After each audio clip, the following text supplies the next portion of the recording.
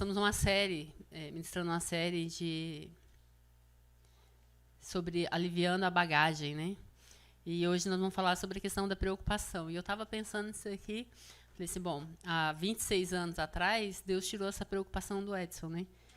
Ele era preocupado, gente. Será que eu vou casar? Será que eu vou ter filho?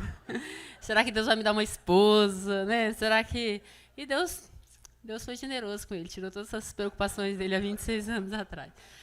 Brincadeira, Deus foi generoso, foi comigo, gente. E eu fiquei pensando, né, porque aí, dentro dessa série, aliviando a bagagem da preocupação, o primeiro versículo dele, está em Mateus 11, 28. Olha só, dá para projetar aqui? Ele fala assim, ó, venha a mim todos os que estão cansados e sobrecarregados, e eu lhes darei descanso. E eu fiquei pensando, falei, tomara que esse não seja o versículo dele, né, gente? Há 26 anos, então eu falei assim, tomara que não seja o versículo dele. Eu fiquei pensando nessa semana sobre essa questão da... Mas antes de eu falar, eu estava ali, na hora que a Janine estava falando, chorei de novo, Janine. Chorei de novo. Ontem, na hora que a gente foi orar com a Janine, e eu coloquei a mão, ela estava com uma jaqueta, eu coloquei a mão embaixo do capuz da jaqueta dela, assim, nas costas dela, mas por cima da jaqueta. E ela começou a puxar o ombro e gritar, pastora, está queimando, sua mão está queimando, sua mão está queimando. E Deus restaurou o ombro dela, né? Eu falo que somente quem tem dores nas costas, dores nos ombros, sabe o valor de um milagre desse, né? Mas eu falei, pô, Edson, se teve algum tempo atrás, no Brasil a gente tem vários fisioterapeutas na igreja. E nós temos um projeto no Brasil chamado Beba Leite, onde a gente atende crianças de famílias carentes, de alta vulnerabilidade, que não têm condições de comprar o leite. Mas nós não simplesmente damos o leite para essa criança, nós investimos na família, para que aquela família deixe de ser carente do leite, né? Que ela consiga a subsistência dela. Então, a gente, uma vez por mês, leva essa família para a igreja e ministramos uma palavra para ela, levamos um profissional de alguma área para falar sobre o assunto com essa família.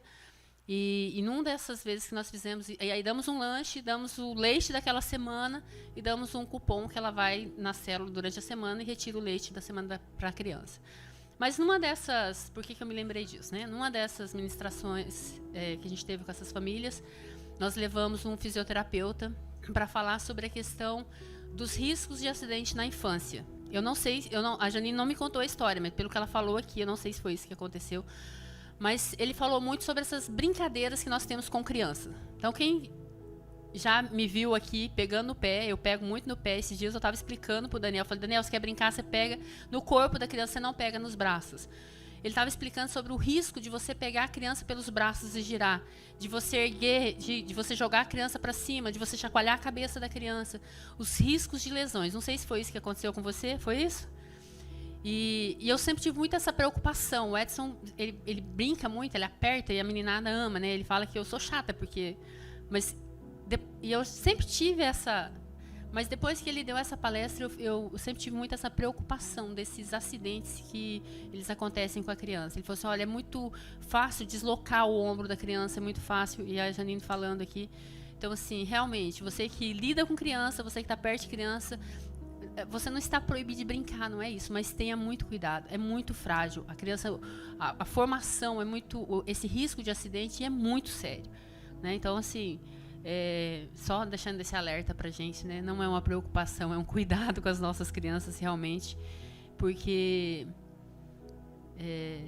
somente quem passa por essa situação, né? A gente vivendo o milagre lá ontem, falei, mais um alerta realmente para a gente estar cuidando. Mas voltando aqui, né, para nossa... Isso foi não tinha nada no script aqui, só porque eu vi a Janine ali e lembrei da história. Falando sobre essa questão de preocupação, essa semana o Ian Davi me ligou, e para quem não sabe quem é o Ian Davi, ele é o cara, tá? É o cara lá da nossa família. Ele tem só 3 anos, mas ele é o cara. E ele me chama de vovó. Ele me chama de vovó, né? E aí, mas de vez em quando ele pisa na bola, que ele tá conversando comigo, o Edson passa, ele, vovô. Ele não quer mais saber de mim, né? Ele quer saber do vovô dele. Mas tudo bem. E ele me ligou essa semana e ele falou assim, vovó, eu acordei preocupado. Eu falei, que será, né? O Ian preocupado. Ele falou, vovó, você não tá sabendo? Eu falei, o quê? Ele falou, a Ucrânia tá em guerra. A Rússia invadiu a Ucrânia. Eu falei, é verdade? Ele falou, é. Ele falou, vovó, você não viu? Eu falei, nossa, o Ian tá preocupado com isso. Tá ansioso, não tá conseguindo dormir direito. Ele falou, vovó, você viu a Bolsa de Valores? Virou uma bagunça.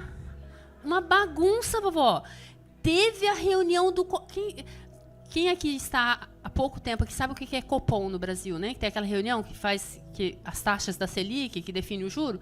Falou, vovó, teve a reunião do Copom e a Selic subiu 11%, vovó. Eu não sei como que eu vou fazer, vovó. Eu tô muito preocupado. Falei, é verdade? Falei, verdade. Vovó, a senhora já ouviu falar da Dow Jones? Falei, a Nasdaq? É, a Nasdaq, vovó. Vovó, tá terrível. Eu tô até pensando em mudar os meus investimentos, vovó. Falei, verdade? Foi verdade. Falei, eu tô preocupado com o preço do todinho. Falei, é? E falou, vovó, toda vez que eu vou no mercado, meu papai compra um Kinder Ovo, mas do jeito que tá indo, eu não sei se ele vai dar conta. Falei, é? Falei, é. Falei, baby business. Baby business. Mas aí, o Ian desligou, o Theo, a gente sabe quem que é o Theo, né? O Theo do Felipe me liga. Falou, vovó, tô... Vovó, tia pastora, né? No caso, ele é tia pastora. Falou, tia pastora, eu não consegui dormir essa noite. Falei, o que foi? Ele falou, a Pietra. Falei, o que tem a Pietra, gente? Pietra tem um mês. Falou, a Pietra tá mamando e tá crescendo numa velocidade. Falei, verdade? Ele falou, verdade. Ele falou, tô preocupado com meus bolinhos de chuva. Com meus pão de queijo. Do jeito que ela tá crescendo, eu vou ter que dividir com ela. E olha, tia, o tanto que a gasolina tá cara, não vai dar nem pra ir lá buscar os pão de queijo. O Theo tem 3 anos, gente. Vocês imaginam essas crianças tendo essa conversa comigo? Imagina? Por quê? Eles têm 3 anos. E Ian Davi quer saber o que é bolsa de valores? O que é investimento? O Ian Davi quer saber se ele vai no mercado e o pai dele vai comprar ou não o Kinder Ovo. O Theo me liga no sábado. Pede pra mãe dele e fala, mamãe, fala lá com a tia pastora, ver se ela já encomendou o bolinho de chuva. Porque ele chega aqui, ele quer saber do bolinho de chuva. Ele não quer saber se tá caro, se a gasolina... Não, eles não estão preocupados com isso, não. Vocês conseguem imaginar, já? Que teus meninos falam assim, mamãe, como é que nós vamos fazer, hein? Como que nós vamos fazer para pagar o aluguel esse mês? Por quê? Porque não cabe a eles. Porque se eles se preocuparem ou não, isso não vai resolver. E eu, pensando nisso aqui, eu fiquei pensando, Deus olhando para nós, falando, mas para quê? Que conversa é essa desses meninos, gente? Que preocupação é essa? Por que eles estão nessa neura? Da onde? Eu fiquei imaginando Deus olhando para nós e falando assim, ó, porque aqui a gente está falando da bagagem, né? Fico imaginando Deus olhando para nós e pedindo para nós fazermos a nossa mala. E eu pensei aí no Ian e no Theo, né? O que eles colocariam? O Theo, com certeza, ele já ia colocar uns bolinhos de chuva, uns salgadinhos. Esses dias ele apareceu com uma mochila aqui. A Sirlene tinha comprado, o Felipe tinha comprado uma mochila bonitinha para ele, de jacaré. E quando ele abriu a mochila, a gente tinha um monte de snack dentro da mochila. Só tinha snack e uma garrafinha d'água. E eu fico imaginando, o Ian havia apaixonado em super-herói. Para onde ele vai, ele arrasta aquele super-herói tem uns de plástico, tem uns de pelúcia. E para onde ele vai, eu fico imaginando que se pede para ele fazer a mala, o que ele vai colocar lá, os super-heróis dele, é uma comida. Agora, se a gente olha para nós e fala assim, ó, faz uma mala aí, a gente já vai colocando a culpa, a fadiga, a aflição, o medo, vai colocando lá o remorso, vai colocando lá a solidão. Daqui a pouco a gente não dá dando... No Goiás tem uma expressão de não dar conta. Daqui a pouco a gente não está dando conta de carregar a nossa mala. A gente vai colocando tantas coisas dentro que não tem jeito de continuar carregando. E eu queria pensar hoje... Aqui todo mundo já andou de avião? Hoje a gente faz as viagens aqui dentro, que nem diz o Edson, e já não carrega a mala, né? Porque sai bem mais barato para fazer as viagens aqui dentro. Você pega uma mochila, leva em cima, porque chega lá, não precisa nem ficar esperando para que a mala chegue. Mas quando você vai fazer uma viagem mais longa, você tem que despachar, né, a tua mala, você tem que colocar algumas coisas dentro. E eu sou mestre em fazer essas malas, gente, que ele falou assim, lá de carregar as frigideiras. Mas de vez em quando as malas de mão, a gente foi uma vez para Israel, eu trouxe um monte de porcelana na mala de mão de Israel. Além do medo do pessoal tomar minhas porcelanas, eu ainda tinha o cuidado. Não solta. Não, né? Então, muitas vezes a gente faz isso. A gente arruma umas malas complicadas de carregar, pesada. E eu fico imaginando Deus olhando pra gente como a gente ficou olhando para essa conversa, né? Essa licença poética que eu fiz aqui da conversa que eu teria com o Ian Davi, com o Theo. É tão fora que ontem eu estava conversando com a Kelsey lá e eu comentando, né? Aí eu comentei que eu ia falar sobre isso na ministração. O Ian Davi falou isso para você? Eu falei, não, né? Porque ela falou assim, é tão fora que né, a criança não vai se preocupar com isso. E eu imagino que Deus, ele fica olhando pra gente e fala, mas por que ele está se preocupando com isso? Né? Eu não já disse que eu cuido? Eu não já disse que eu vou trazer essa provisão? Então, imagine que em vez de uma esteira, né, lá do aeroporto, nós tenhamos uma esteira aqui da nossa mente. Né? O que nós temos colocado e tirado nessa esteira, que nós temos levado para a nossa viagem. E o tempo todo nós estamos nos preocupando com essas coisas. O tempo todo nós estamos colocando, em vez de malas de couro, nós estamos colocando malas de encargos, né? Encargos na nossa mente, encargos. Mas uma das coisas que é interessante a gente pensar nisso, que é muito fácil eu falar assim, por que você está se preocupando? Né? Falar para a Janine assim, não, Janine, mantenha o braço alto aí, eu te ajudo. Então, são quantos anos carregando? Então, uma coisa eu falar para elas, não. E aí as pessoas olhavam assim, poxa, mas você não é crente, Deus vai te curar. Você não é crente, Deus vai prover. E eu tenho 4 irmãos. Então, a minha percepção de vida, ela é muito masculinizada, se eu posso dizer, nesse sentido da percepção, né, dessa delicadeza da vida, né? De observar as coisas com essa... Então, como eu sempre tive irmão, as coisas que aconteciam na minha casa você tinha que se virar, né? Você tinha que... Então, eu sempre fui muito prática com a vida, eu sempre fui muito... Eu não conseguia entender algumas coisas, eu falava assim, mas é muita frescura, é difícil isso. E isso acabava dificultando algumas áreas da minha vida. Porque eu falava assim, não é para tudo isso. A pessoa está fazendo drama, não é para tudo isso. E o tempo foi passando e no dia 11 de maio de 2018, eu estava me arrumando eu ia fazer minha unha, era umas 8h30 da manhã.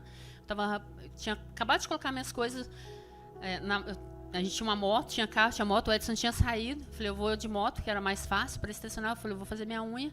O meu irmão me ligou e falou assim, olha, aconteceu um acidente e quem me ligou foi o Agnaldo, um dos meus irmãos mais velhos. E o meu irmão mais velho, né, ele falou assim, ó, e o Carlinhos foi para lá para ver como é que tá, mas eu acredito que a gente perdeu o pai e a mãe. Eu falei, não, deve estar errada a informação. E desliguei o telefone. E sentei no sofá e não consegui sair do sofá. Passou uns 20 minutos, o Edson chega. E ele falou assim, é verdade. E eu falei, na minha cabeça, assim, não é verdade. Não é verdade, não aconteceu, não aconteceu. Gente, isso virou minha vida de perna pro ar.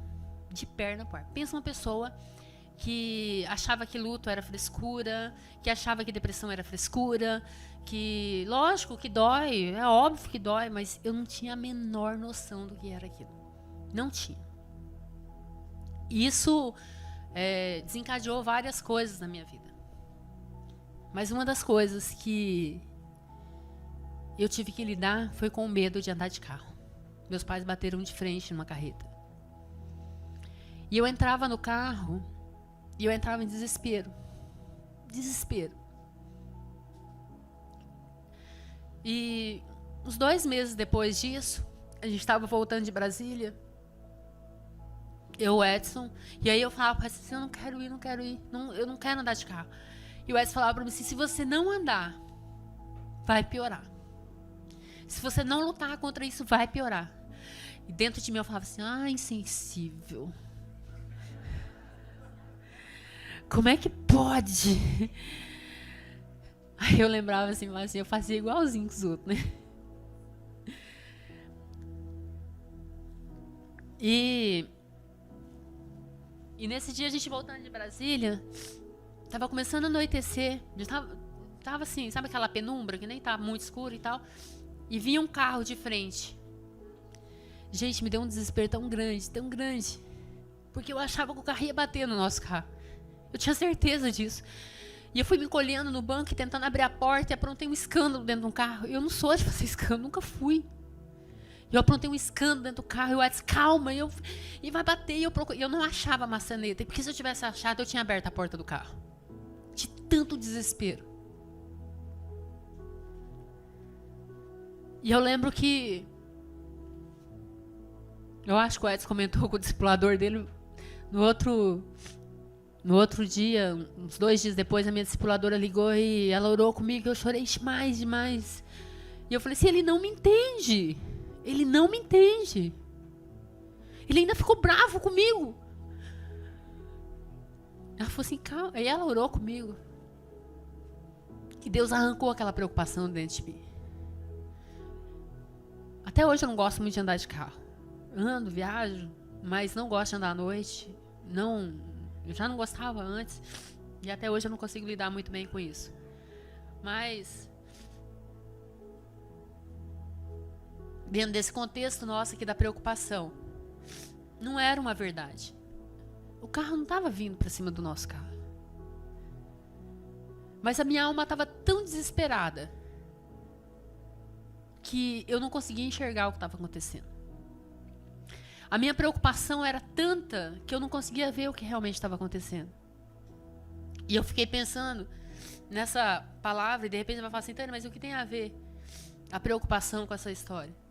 Quantas vezes nós estamos tentando abrir a porta do carro em alto movimento e tentando sair dele? Porque a nossa ótica está distorcida. Porque nós estamos doentes. Não é porque o que está dirigindo está doente, não. O que está dirigindo está enxergando direito, o que está dirigindo está sabendo o que está fazendo. Mas o nosso medo é tão grande que a gente não consegue ver.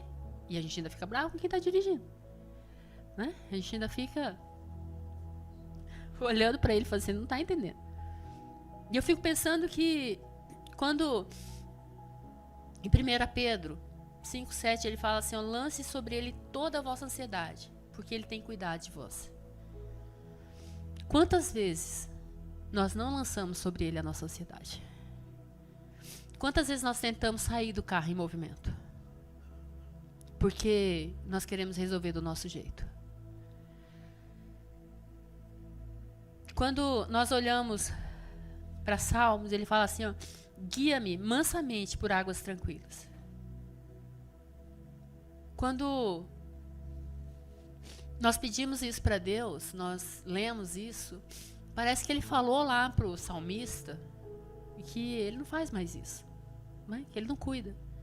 E quando a gente olha para essa questão de preocupação, quando a gente olha para a raiz da palavra, para nós preocupação é estar preocupado com aquilo que vai acontecer, né?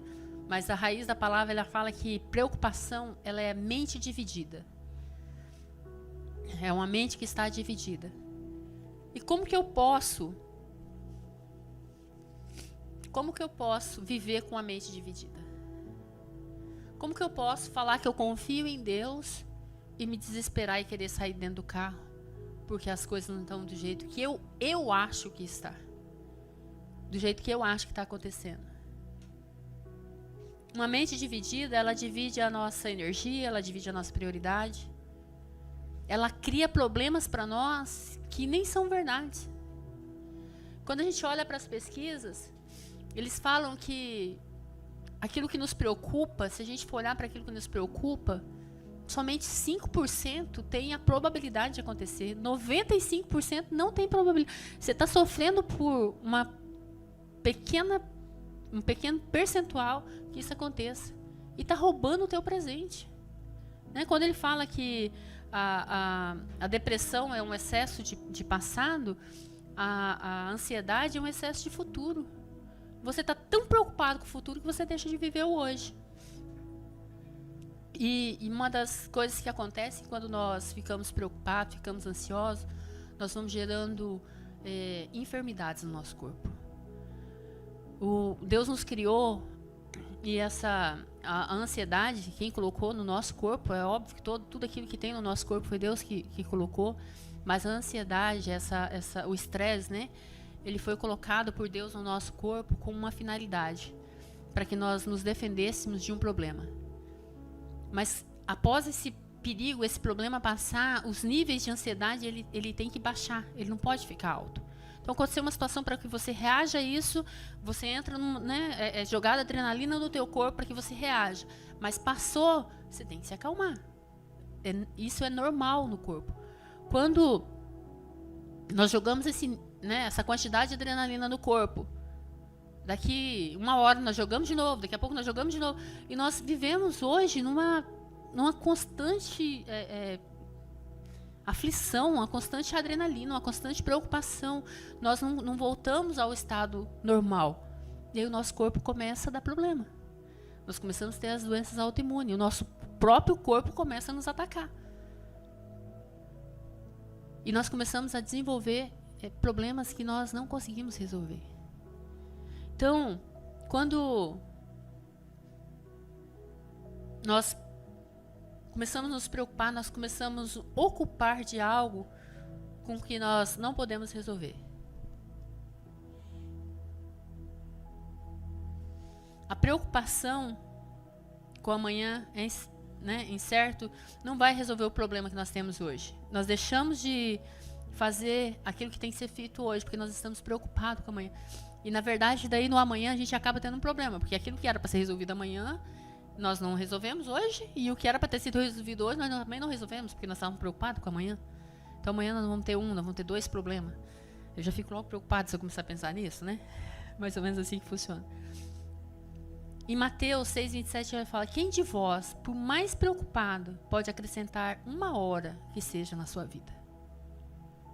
Por mais preocupado que você esteja, você não pode acrescentar nada na sua vida.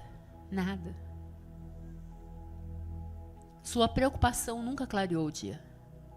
Sua preocupação nunca fez parar de chover. O dia que nós estávamos na Priscila e começou a chover, e a água começou a subir, e os carros começaram a ser cobertos pela água, e começou a boiar. E a Sirlene estava grávida, 2 crianças pequenas, a Priscila com a criança pequena. A água começou a não dar pé, porque a gente não é muito grande, né? A gente não é assim, igual o Thomas, né? Não é igual o pessoal que... Nós não somos muito grandes, não ia dar pé, não. Eu acho que ninguém que estava na casa lá ia dar pé, via Felipe. Ia dar... O Felipe, o Igor, acho que era o mais alto que estava lá, o Jordan, mais alto, o Jordano mais alto. Mas a gente, os outros, ninguém ia dar pé, não, para sair da casa. E aí eu deitei e dormi. Gente, se eu ficar preocupada, pensa no sono que me dá. É sério. Eu não paro em pé se eu estiver preocupada. Mas aí o Edson fala pra mim assim, ó: se ela estiver preocupada, ela fica com sono. Se ela estiver feliz, ela fica com sono. Se ela estiver Eu sempre tenho sono. Eu vi o Igor pregando e falando sobre paz pra dormir. Eu acho que eu devo ter paz demais, porque eu durmo demais. E aí, deu umas 11h30, meia-noite, eu num sono. Falei, eu vou dormir, não posso fazer nada mesmo. Deitei lá na sala e que menino pra todo lado e cheiro de gasolina na casa, porque a casa tava só onde a gente tava seco. O basement tinha ido água até o teto, a garagem estava com mais de 1 metro de água. E eu deitei e dormi. Acordei umas 5 horas da manhã, já não tinha mais nem água na casa.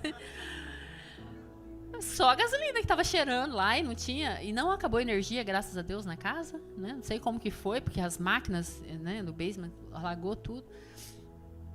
Mas eu deitei e dormi. Mas o fato de eu ter deitado e dormido ficou do mesmo preço e do mesmo tamanho daqueles que ficaram acordados, preocupados. Não ficou? Porque por mais preocupado que a gente ficasse, ia fazer alguma coisa com a água? Não ia. Então, a nossa preocupação, ela não consegue curar uma enfermidade. Você já ficou preocupada, Janine, alguma vez com a sua enfermidade? Não resolveu, né? O dia que Deus resolveu curar, Ele curou. Então, às vezes, nós ficamos preocupados com coisas, né? Às vezes, nós ficamos preocupados com o alimento que nós vamos colocar na nossa mesa, com o emprego, nós ficamos preocupados. Eu lembro que uma vez uma amiga minha chegou e falou assim, ela tem um filho 4 anos mais velho que o Raniel, e ele estava na adolescência, tinha acontecido umas situações, e ela estava muito preocupada com ele. E eu falei para ela assim, olha, quem cuida dos nossos filhos é Deus. Ok, passou, né? Passou um tempo, aconteceram umas situações, o Raniel trancou a faculdade e eu entrei em desespero. E o Raniel trancou a faculdade, gente, na semana que eu perdi meus pais. Não foi em qualquer dia, foi na semana que eu perdi meus pais. E eu entrei em desespero com aquilo. Falei, Deus, e agora? Aí eu lembro que eu tava orando assim, Deus falou, você é muito engraçada, né? Eu falei, não entendi, Deus. Falou, do filho dos outros eu cuido, do seu não. Gente, eu não sabia onde enfiar a cara. Literalmente. Falei, é verdade, Deus, o Senhor cuida dele. E aí todas as vezes que aparece uma preocupação com o Raniel, eu já falo, Deus, o Senhor lembra, né? Quem cuida dele é o Senhor. Ele tá lá no Brasil, gente. Então quem cuida do Raniel é Deus. Quem cuida dos nossos filhos é Deus. Muitas vezes, nós queremos fazer um papel que não é nosso. Muitas vezes nós tomamos para nós aquilo que é feito por Deus e não por nós. Você foi feito por Deus para ser dirigido pelo propósito dele, não pelas preocupações terrenas. Né? Você não foi feito para ficar se preocupando. Mas e como que nós lidamos com essa preocupação? Nós precisamos ouvir o que Deus diz. Olha só, em Hebreus ele fala assim, ó, assim aproximemo-nos do trono da graça com toda a confiança, a fim de recebermos misericórdia e encontrarmos graça no que nos ajude no momento das nossas necessidades. Hebreus 4:16. Nós realmente precisamos confiar em Deus, descansar nele. Não é simples. Eu sempre tive muita dificuldade nessa questão de dependência. Eu falo que obedecer é muito fácil. Nós fomos criados para obedecer. Desde da nossa tenra infância, as pessoas falam, você tem que obedecer pai, você tem que obedecer, mas você pode até não obedecer, mas que sempre foi falado isso para você. Mas sempre foi falado, pelo menos onde eu fui criada, sempre foi falado da questão da obediência e da independência. Você precisa produzir para ser independente.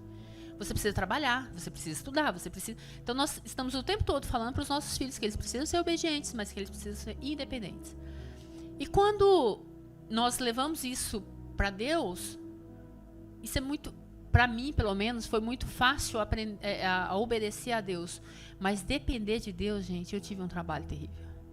O Edson aprendeu isso mais rápido do que eu, mas eu sofri demais. E eu falava assim, mas como que eu vou ficar dependendo, né? Como que eu vou...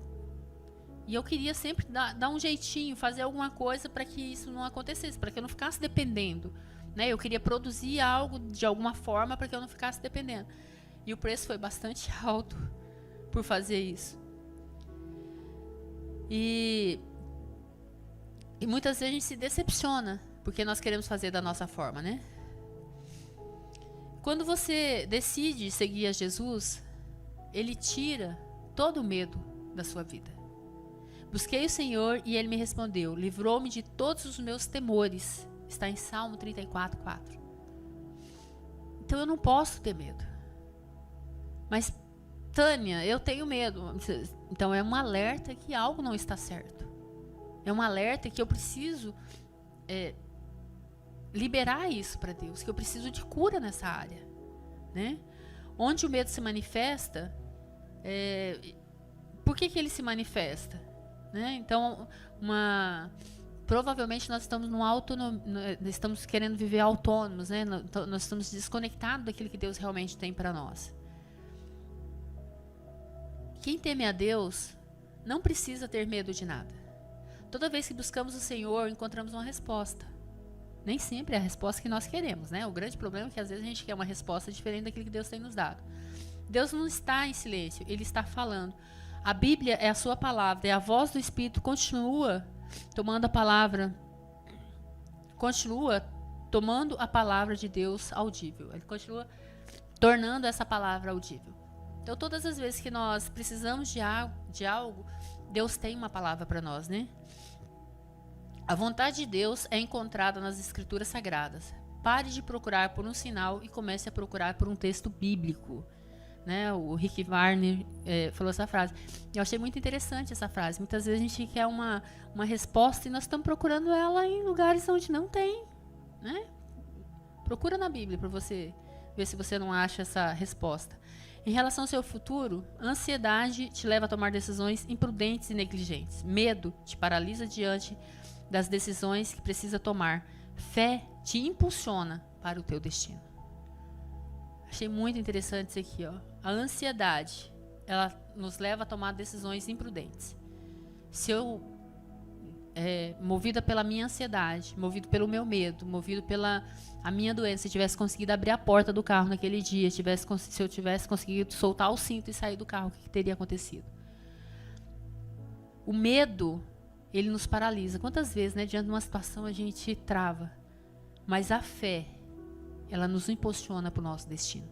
A fé, ela nos leva para onde Deus quer nos levar, né? No amor não há medo. Pelo contrário, o perfeito amor expulsa todo medo. Porque o medo supõe castigo. Aquele que tem medo não está aperfeiçoado no amor. 1 João 4,18. O amor lança fora todo medo. O que isso significa? Né? O que isso significa para mim? O que isso significa para você? Quando você decide seguir Jesus, ele jamais te decepciona. As pessoas podem te decepcionar, as pessoas podem te abandonar, as pessoas podem fazer as coisas de forma que não são as formas que você quer. E em Salmos 34:5 ele fala assim: os que olham para ele estão radiantes de alegria, seu rosto jamais mostrará decepção. Jesus jamais decepcionará, jamais, jamais. Né? Jesus, ele sempre vai cuidar de nós. Quando a gente olha para todas as histórias que a Bíblia nos conta, quando a gente olha para todos os testemunhos que nós já vivemos, Jesus, ele jamais nos decepciona. Frustração é depositar expectativa em qualquer pessoa ou situação que não seja Deus. Quando nós temos a nossa expectativa fora de Deus, o risco de frustração ele é altíssimo. Com o foco em Jesus, você encontra alimento para a sua alma. Quando você decide seguir Jesus, ele te liberta das tribulações e te protege do mal. Quem que pode fazer isso por nós? Só ele, né? Este pobre homem clamou. E o Senhor o ouviu e o libertou de todas as suas tribulações. O anjo do Senhor é sentinela ao redor daqueles que o temem e os livra. Eu queria que o pessoal do louvor viesse para cá.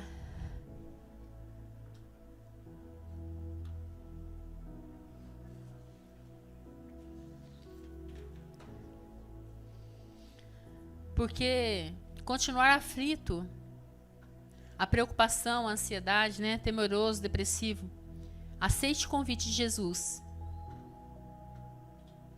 Venha e as suas e lança sobre ele, né, suas preocupações.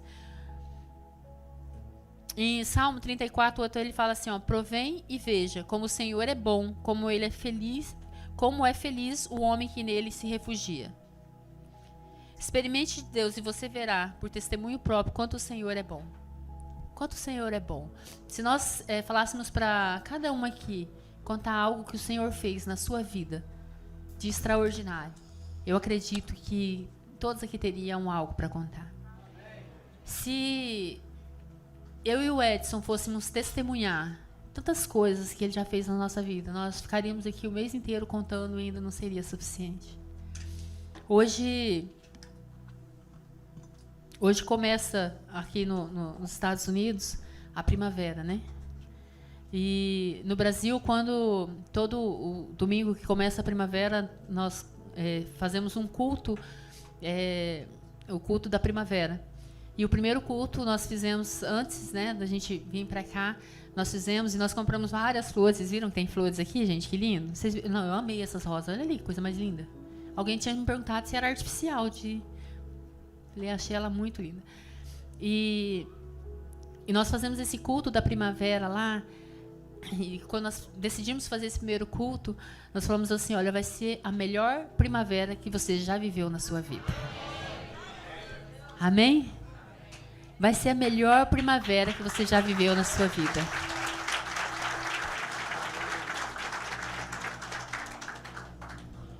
Portanto, não se preocupem com amanhã, pois amanhã trará suas próprias preocupações. Basta cada dia o seu próprio mal. Mateus 6,34. Dê toda a atenção para Deus, que está fazendo a sua vida agora, e confie nele. Quando chegar a hora, ele fará as coisas acontecerem. Então, Deus, ele está aqui para mudar a nossa história, para mudar a nossa primavera, né? Assim, aproximando-se do trono da graça com toda a confiança, a fim de recebermos misericórdia e encontrarmos graça no que nos ajude no momento das nossas necessidades. Hebreus 4,16. Com Deus você nunca vai perder. Na verdade, os melhores anos da sua vida, da sua família, estão por vir. O ano que vem você vai ter uma primavera melhor que essa. Mas essa vai ser a melhor que você já viveu até hoje. Amém? Deus, ele tem o melhor para nós. Como pai, ele tem o melhor para nós. Como pai, ele não quer saber se a bolsa de valores teve alteração, se você está preocupado como que vai pagar o aluguel. Não, ele não está preocupado, porque ele vai prover. Ele não proveu até hoje? Ele não proveu? Ele não cuidou até hoje? Ele fala assim, ó, descansa, eu vou continuar cuidando. E eu quero orar com você. Eu quero orar com você para que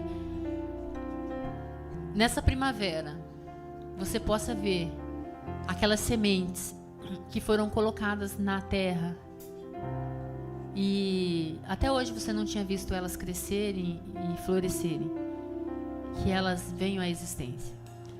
Eu quero, junto com você, chamar à existência aquilo que você tem plantado em oração, aquilo que você tem colocado diante de Deus.